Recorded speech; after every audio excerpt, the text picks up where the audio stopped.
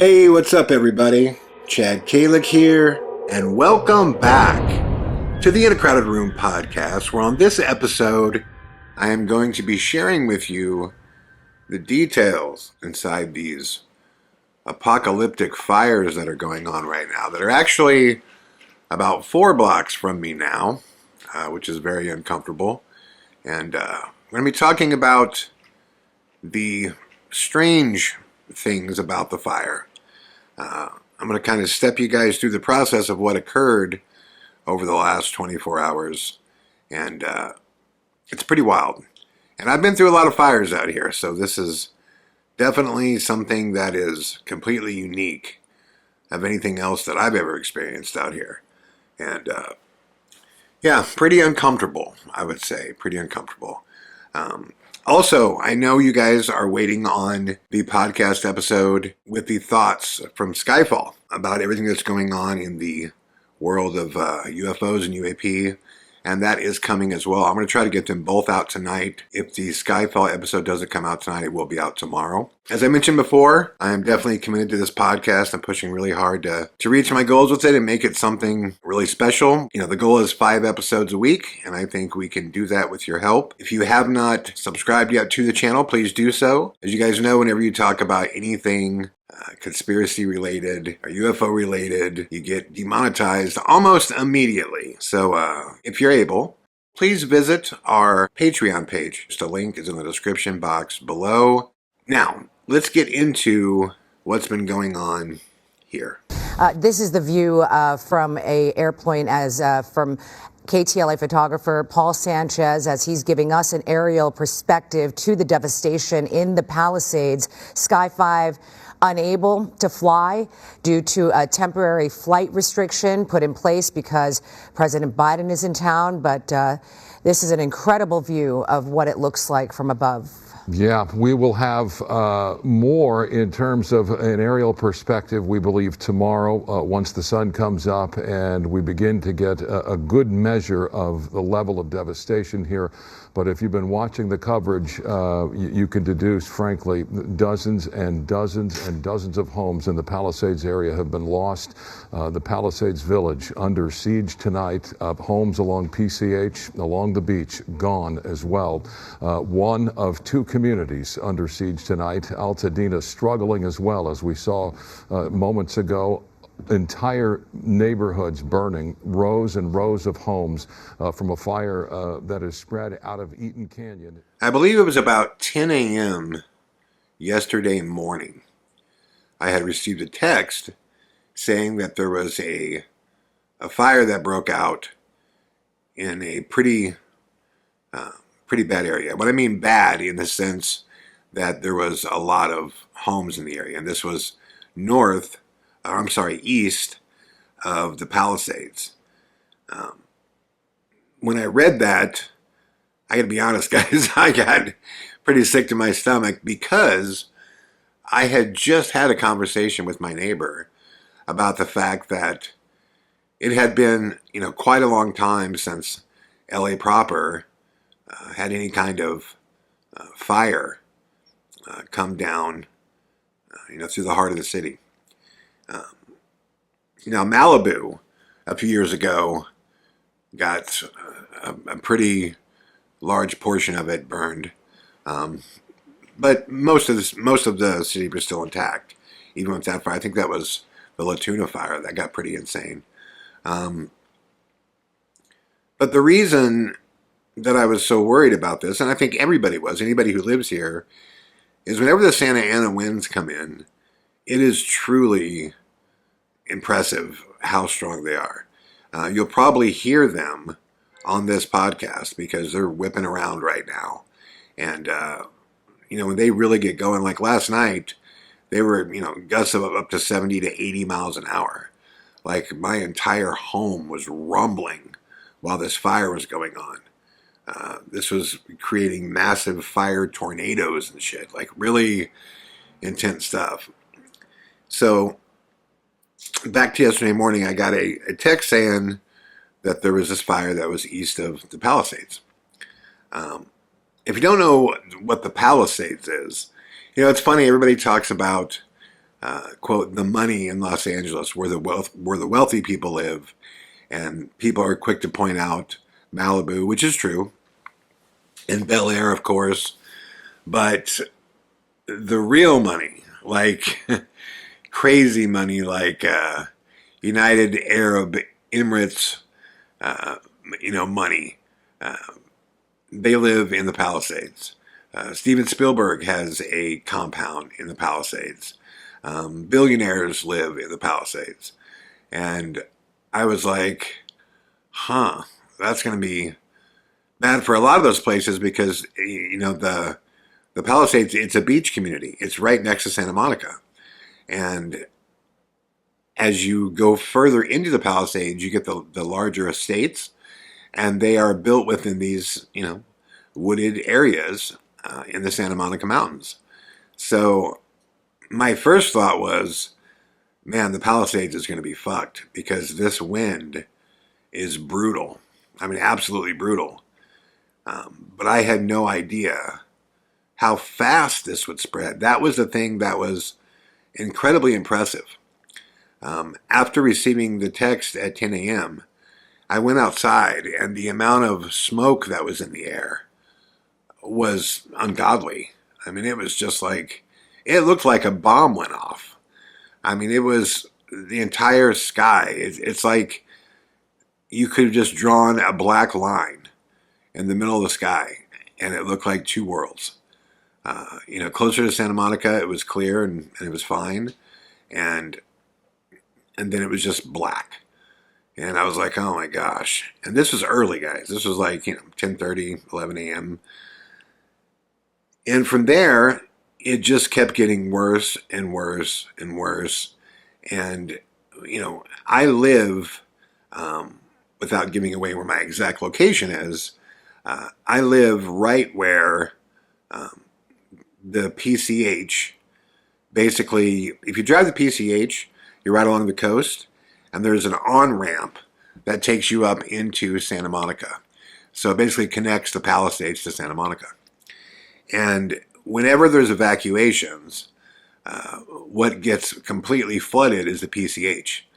So I could tell right away by like noon, just from the traffic that was coming off the PCH, that people were leaving, that it was not good, that there was just a ton of traffic backed up. And what was wild is by early afternoon, and this is during the daytime, you could see the glow of the fire in the Palisades because the smoke had blotted out the sun in that area. The smoke had made its way over to where it almost looked like I don't know. It was like I don't know if you've ever been to Alaska, when they have the 24-hour sun. It isn't like it's 24 hours of sunshine, but like 3 or 4 in the morning, there's just like a low hazy glow. That's exactly what Santa Monica had become. It went from being fairly clear to this low hazy glow, and as you looked over towards the Palisades, I mean, it was black. I mean, it was like nighttime almost. I mean, literally the the smoke and the clouds had just blotted out the sun, and you could see the reflection of the light from the flames bouncing off the smoke. And it was massive. And I was just like, oh my God, we are going to be fucked. There's no way, especially because the winds were just howling. And I was like, there is no way they're going to be able to control this. And again, the speed at which this thing started moving was unlike anything I've ever seen. I mean, just from past experiences, when these fires start, they can burn, thousands and thousands of acres, but usually it takes, a couple days. When this fire started, one of the things they were saying on the news is that the equivalent of 100 football fields burnt in 30 minutes. Now imagine that like a football field, go stand on it, and 100 of those in 30 minutes burning. So that's how fast this fire was traveling. And then all of a sudden, you start hearing there's other fires popping up. Now, this is what's really strange about all this, and I'm not putting on my conspiratorial cap or claiming conspiracy or anything like that at this point, because they don't know what started these things.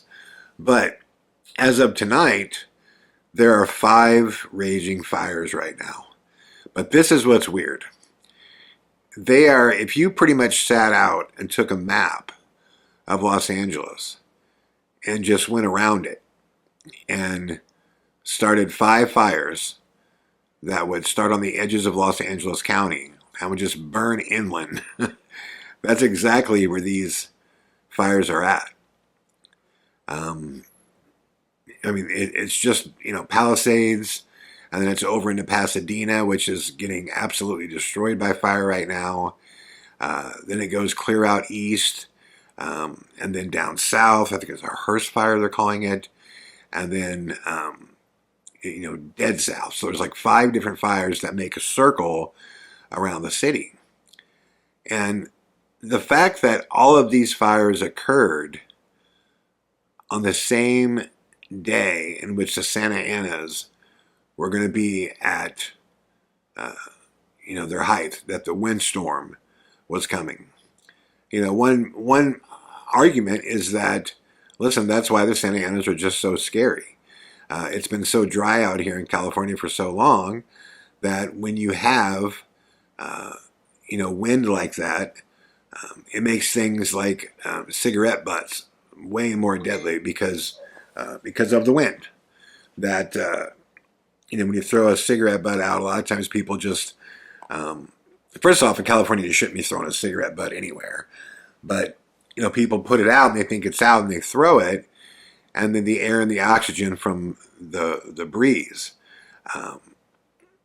causes that cigarette to reignite and the embers to become hotter, and that's how a lot of these fires start.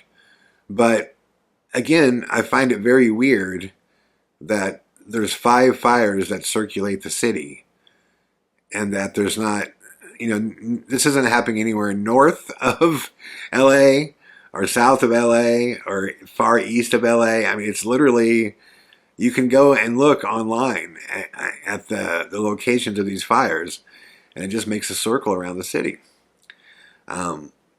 Again, part of the reason I think that I'm curious about it, as far as how this has all happened, is a lot of times when these fires start too, what you'll see is that they start in one location, they start burning, and then on their burn route, they'll branch off, meaning they'll hit like a valley that is, has an extra strong, breeze or wind pattern through it, and the embers will be, blown down into that valley, and then it starts a new fire, and that fire branches off.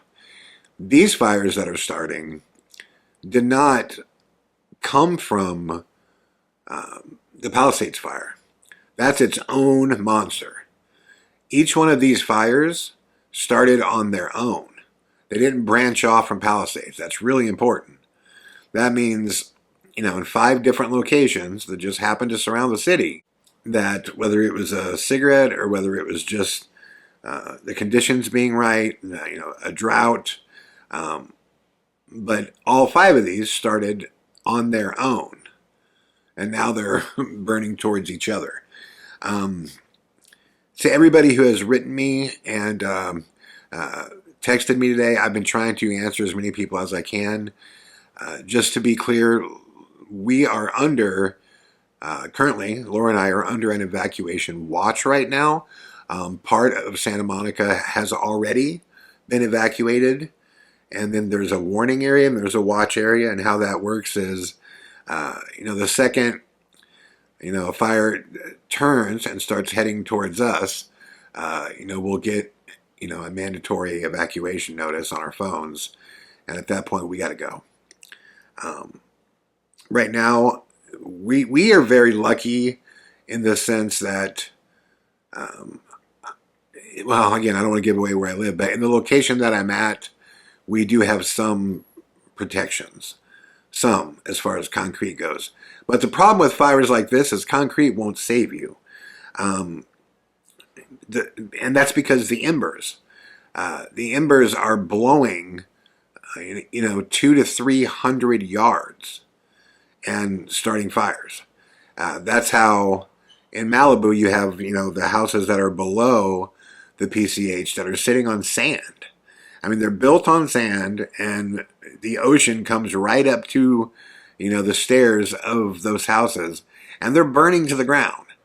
They're burning to the ground because the embers are blowing off the fire across the street, and they're just lighting them up. They're just igniting them. And, you would think that, houses that are built on the sand and that are connected to the ocean are safe. But I'm telling you, one of the incredible things about this, whenever there's a fire of this magnitude, or whenever there's something of this scale that comes through, nature is unbelievable. Like when when Mother Nature decides it's going to do something, there's not a thing in the fucking world you can do to stop it. And that's why I feel so bad for these firemen. Truly are heroes, because they are fighting an unwinnable war. As of 1 hour ago, in all 5 of these fires, there is 0% contained. And there's over last night there was 1,400 firemen working on it, and another 4,000 coming. And imagine working through the entire night and you don't have 1% of the fire contained. And believe me, they are absolutely risking their life. The speed at which this fire is burning, I mean, it's a fucking inferno. I mean, it is. I've never seen anything like this. All the years that I've been out here, I have never seen a fire this big, this fast, in this many locations surrounding one county. That's what's, again, I don't want to be overly conspiratorial, but it's just very weird to me that all these fires are burning around Los Angeles. And yeah, it's wild. And I'll tell you what kind of has me on this, I guess, mindset, right, where I start looking at things like that, is I'm sure you guys have heard about this fog. All over the world that's been happening, this fog that people are filming, and they're talking about there's something different about the fog. I would agree with that. We just had over a week, it seemed like, worth of fog that was very different. First off, this time of the year, it's always like crystal clear down at the beach, which I love. That's why I love this time of the year. In June, we have something literally called June gloom, where you'll wake up and there will be fog coming off the ocean, but it'll burn off by like 10 a.m., 11 a.m., and then it's crystal clear. This fog that we had all of last week, it never burned off, and it looked different. It's super thick. I live right across the road from the beach and from the ocean, and I could not even see the water to the ocean. It was that thick. And when you were walking in it, it did feel like you were walking through something. Like you did feel sticky, like when you came back in. Now there were people that reported that this fog had a weird smell and a weird taste to it.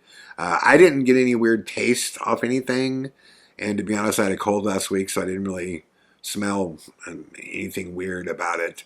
I can tell you right now, it smells, my God. I mean, it just, the smell coming out the fires is insane. It just smells like a big charcoal barbecue. It's crazy. Or like mesquite burning. It's really weird, yeah. But I didn't smell anything with the fog. But it was very different. It was a very different fog. It was thick, and it did appear that there was something in the air. Now, I've seen countless videos, and I called home to some friends I know in Iowa that also had this same fog come through, and asked them about their livestock. And I had some friends that said, yeah, man, I had some animals that got sick, some animals that were acting weird. A buddy of mine said he had chickens that died that shouldn't have, and he attributed that to the fog.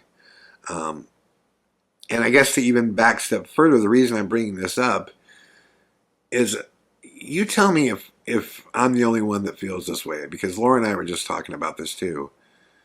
How do I say this?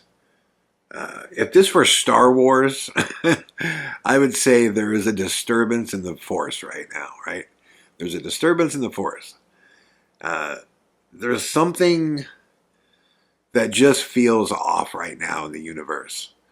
Like, it feels like, I don't want to say 2025 is going to be some horrible year, but I do feel like it's going to be a different year.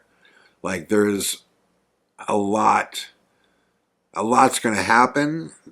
I think in all walks of life, and this is just a feeling. There's, no science based on this. Take it for what it's worth. You can say it's Chad's woo-woo. Chad's in his fucking feels. But there's just something. There's just something that feels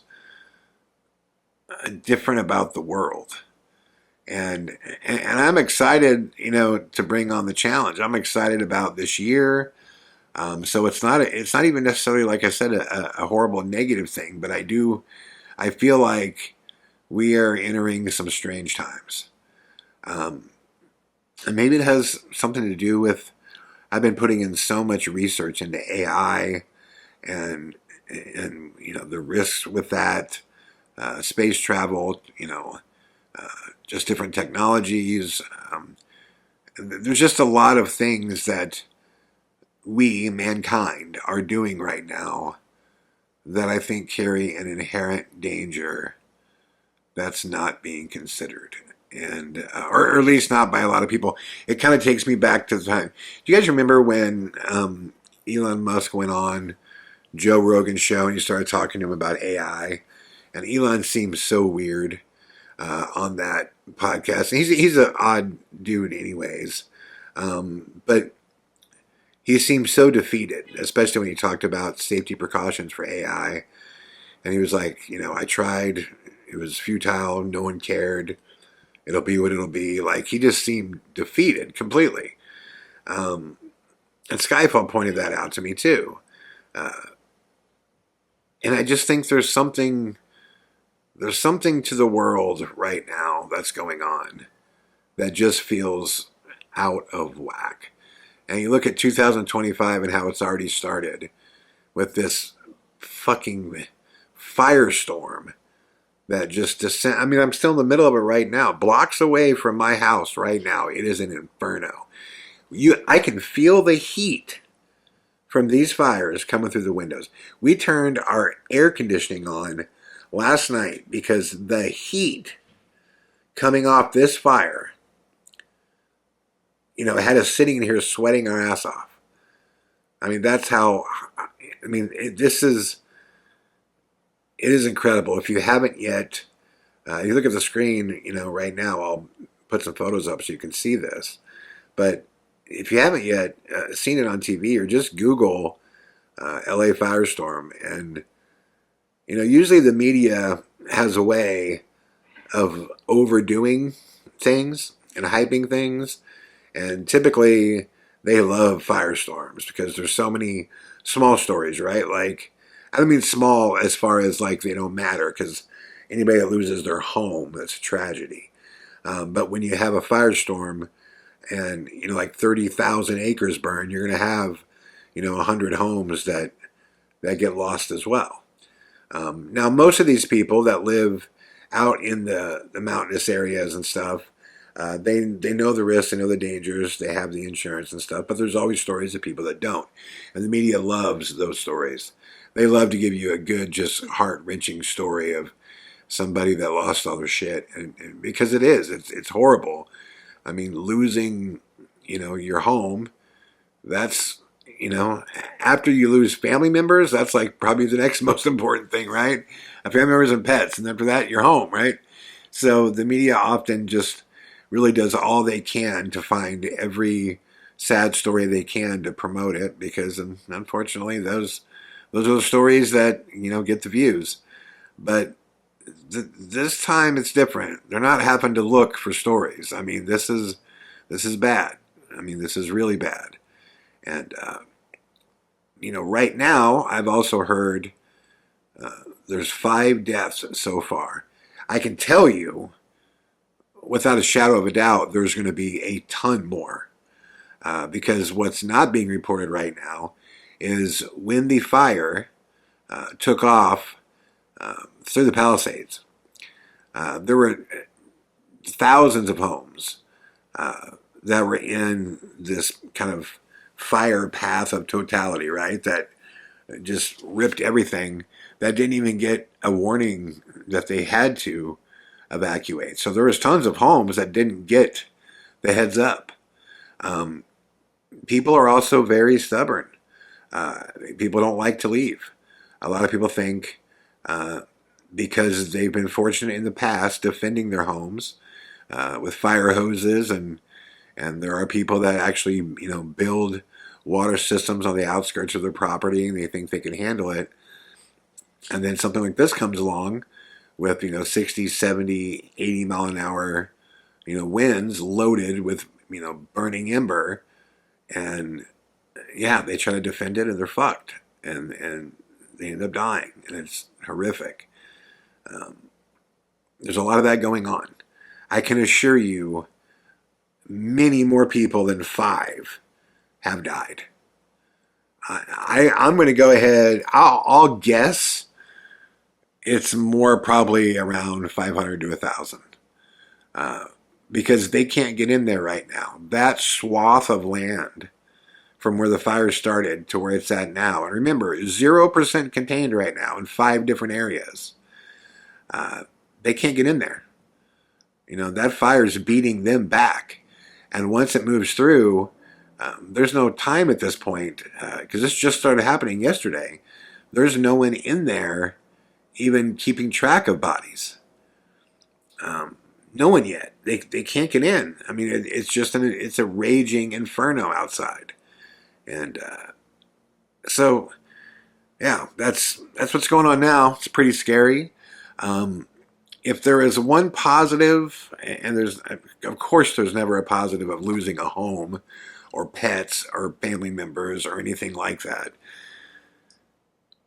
But I was talking to Laura last night. If there's one positive about times like these, situations like this, is when we got the call last night or got the text about a potential evacuation. Very few times in life are you faced with, if you have to go now, what do you take? Like, what really holds value to you? And it's almost a good exercise, even if it's not real, to ask yourself, like, if that were the case, if I got a text saying, hey, there is a raging firestorm, an absolute apocalyptic inferno that's moving at you at 30, 40 miles an hour, and it's going to be there in 10 minutes, you got to go now. What do you try to recover? What do you take? For me, it was pretty simple. It starts with Laura, then Chapo. And for me, it was my hard drives, because that's my work. That's my passion. And my edit bay. I mean, that's outside of that, it's like, yes, there are many things I would love to take. There are keepsakes, and I'm a token person. Like, I have these gifts that people have gotten from me over the years that really mean a lot to me.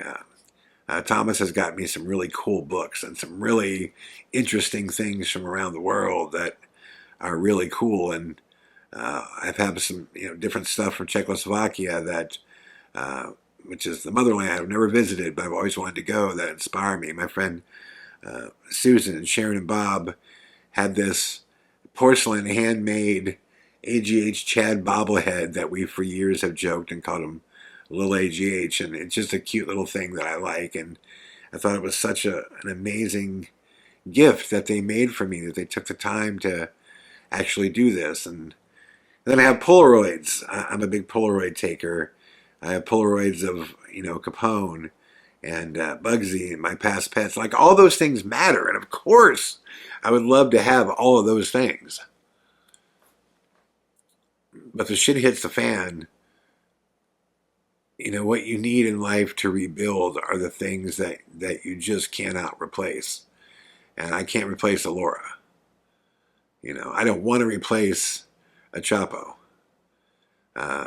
You can't replace time, right? So the work I've done and the film I'm working on that I nearly died for, I can't, go back and reshoot that stuff. I mean, that was a moment in time, and that's the beauty of a documentary. That's that moment, and there's no going back.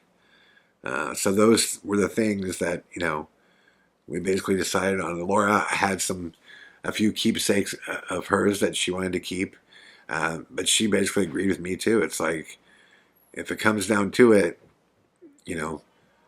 situations like these will tell you what really matter to you. And that's kind of a good feeling in a way, when you realize that what you really need to be happy in life and to rebuild, the list isn't as extensive as you might initially think. But so we're sticking it through. Tonight we're still under fire warnings. The fire is still raging right now. They think it's going to be raging into the late night hours, and that the Santa Anas are going to let up a bit tonight, which is really great because they need to. That's what's doing the most damage right now, are the wind gusts. And hopefully tomorrow they can really get on top of these things and slow them down and start, finding out, what kind of damage was really done. But I wanted to thank all of you for your messages and your concern. We're doing cool. We're fortunate. We're kind of in a bubble area of Santa Monica that, of course, things could go bad. And, in 30 minutes from now, I could be evacuating. But I think we're in a good spot where if that happens, all of Santa Monica is going to go. Just because we're lucky in the spot that we're at. So we're safe right now. But we got, our travel bags in case we got to leave and all that stuff. So anyways, thank you guys for checking in. Definitely take a look at, where these fires are located. As of right now, they don't know what started. They don't know if they're man-made or not. They have no idea. They're still investigating. But I wouldn't be shocked to find out that they were if they were man-made, if they were intentional. I wouldn't be shocked, as fucked up as that is, especially with the recent terrorist attacks. And like I said, the world just seems to be in a really weird place right now. And I'm hoping that there's a correction in the force and a rebalancing. I'm hoping that's what 2025 is actually going to be. And it's going to be a correction in the force. Maybe that's a wishful thinking. But anyways, let me know what you guys think. Let me know what you guys think about the fog, if you guys dealt with that as well. Because that was the real thing. There was something different about that fog. And just in general, how do you guys feel about 2025? In general, the overall vibe I'm talking about. Get in your feels and let me know what you're thinking. Am I crazy for feeling this way? Feeling like something's off? Let me know what you guys think. And keep an eye out for the next episode, which is the Skyfall episode, which he had some really, really interesting things to say. And I think I know exactly what I can share and what I probably shouldn't. And I'm interested to hear you guys' thoughts on that as well. So that's it. We're safe for now. We're holding it down. I'll be back very soon with the next episode, my friends. Much love and all the best.